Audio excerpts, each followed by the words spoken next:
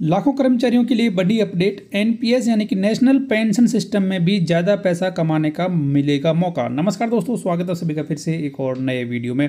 महत्वपूर्ण जानकारी हमारे उन सभी दोस्तों के लिए जो कि एनपीएस के सब्सक्राइबर्स हैं। हालांकि सरकारी कर्मचारी एनपीएस को लेकर खुश नहीं है। उनकी एक ही मांग है कि उन्हें सिर्फ ओल्ड पेंशन स्कीम ही चाहिए, लेकिन पीएफआरडीए एनपीएस को बेहतर बनाने के लिए उसमें समय समय पर बदलाव करता रहता है। तो इसी बीच एक और नई सेवा की शुरुआत पीएफआरडीए के द्वारा एनपीएस में ही की गई है, जिसे नाम दिया गया है बैलेंस्ड लाइफ साइकिल यानी कि बीएलसी। तो क्या ये बीएलसी है, किस तरीके से इसका फायदा कर्मचारियों के साथ साथ कॉर्पोरेट सेक्टर के कैंडिडेट्स भी उठा सकते हैं, इसकी जानकारी आपको इस वीडियो में दी जाएगी। वीडियो को आप लास्ट तक जरूर देखें। जानकारी पसंद आए तो वीडियो को लाइक कर दें, शेयर करें आपके दोस्तों के साथ। तो खबर के अनुसार पेंशन फंड विनियामक और विकास प्राधिकरण यानी कि पीएफआरडीए ने एनपीएस सदस्यों के लिए नया निवेश फंड शुरू किया है। इसे संतुलित जीवन चक्र निधि यानी कि बीएलसी नाम दिया गया है।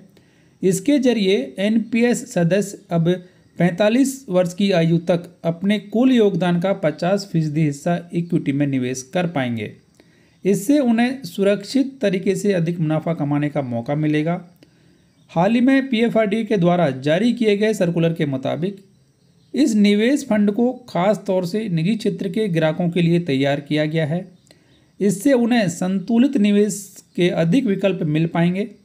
इस फंड में कंपनी के माध्यम से कॉर्पोरेट एनपीएस खाता खुलवाने वाले कर्मचारियों और व्यक्तिगत खाता खुलवाने वाले आम नागरिक को भी निवेश का मौका मिलेगा। वहीं सरकारी कर्मचारी भी इसका लाभ उठा सकेंगे। तो एकीकृत पेंशन योजना के तहत जोखिम उठाने वाले सरकारी कर्मचारी भी इसका लाभ उठा सकते हैं, जो सेवा के अंतिम 12 महीनों के औसत वेतन के 50% की दर से गारंटीकृत पेंशन के बिना उच्च रिटर्न प्राप्त करना चाहते हैं। वो डिफ़ॉल्ट निवेश चुनने वाले ग्राहकों को गारंटीकृत पेंशन मिलेगी, यानी कि सरकारी कर्मचारी भी बीएलसी का फ़ायदा उठा सकते हैं। और यहाँ पर यह भी कहा गया कि नए निवेश फंड के कई फायदे हैं, जिसमें से 3 प्रमुख फायदे इस प्रकार हैं कि नया फंड ग्राहक की आयु और जोखिम के आधार पर इक्विटी बॉन्ड में निवेश संचालित करेगा। दूसरा फायदा, इसमें इक्विटी आवंटन 45 वर्ष की आयु तक 50% पर बना रहेगा।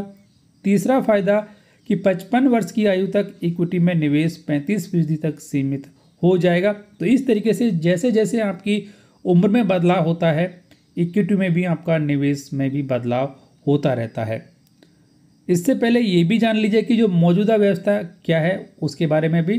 तो वर्तमान में इक्विटी, सरकारी प्रतिभूति, कॉर्पोरेट बॉन्ड और अन्य विकल्प फंड में निवेश किया जाता है। सदस्यों को ऑटो चॉइस फंड के तहत LC50 विकल्प में 35 वर्ष की आयु तक की इक्विटी में 50% तक निवेश की अनुमति है। नए बीएलसी फंड में अब 45 वर्ष की आयु तक इक्विटी में अधिक रकम लगाई जा सकती है। तो इसका फ़ायदा आप उठा सकते हैं।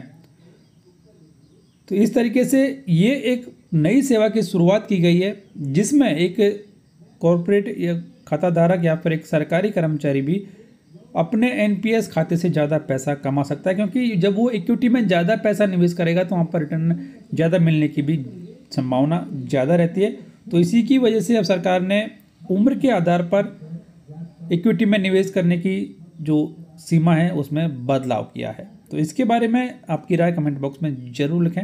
वीडियो को लाइक कर दें, शेयर कर दें आपके दोस्तों के साथ। चैनल सब्सक्राइब कर बेल आइकन प्रेस कर लें, ऑल नोटिफिकेशन ऑन कर लें, जिससे हर एक फ़ायदेमंद जानकारी आप सबसे पहले देख पाएंगे।